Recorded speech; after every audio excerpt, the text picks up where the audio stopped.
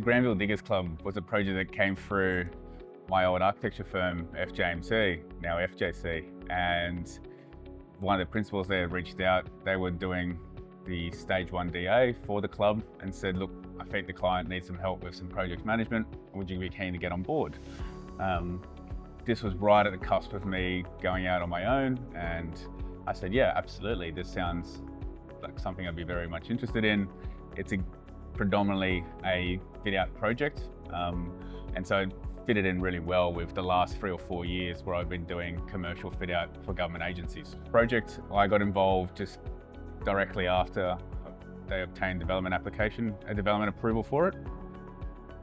And what I've done is make sure that we have all the required documentation to really bring it to tender and allow the contractor to accurately price what that scope of works is.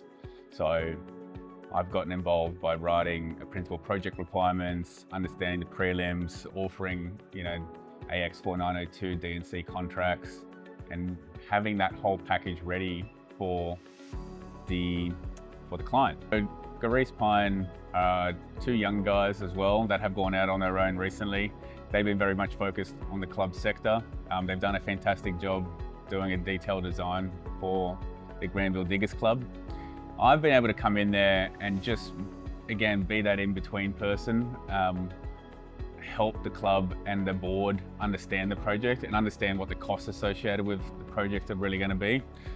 So I guess I filled that gap between the design intent and then probably what the commercial reality is of the project. Been able to support the CEO, Steve, in getting this project underway and not being just on paper, but actually it becoming a reality. Funny enough, it's a 60s building and the architect self-dubbed it the Opera House of the West. So it has some really interesting features, which over the years, as clubs tend to do, they've added rooms, they've added portions of it.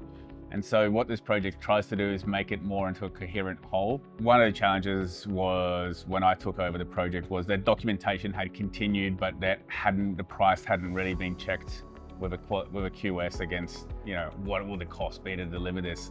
So I worked closely with Steve and that stakeholder group to make sure that they got the key elements of the fit out that they required to make the space beautiful, to make it functional, to increase patronage, to increase the revenue, but maybe took out and did a bit of value engineering to make sure that the whole of the design was brought back into scope and back into budget ultimately. I really enjoyed getting to know clubs and understanding how they operate and understanding their business model. And so I think having gone through it now once, there's definitely value that I can add to future projects.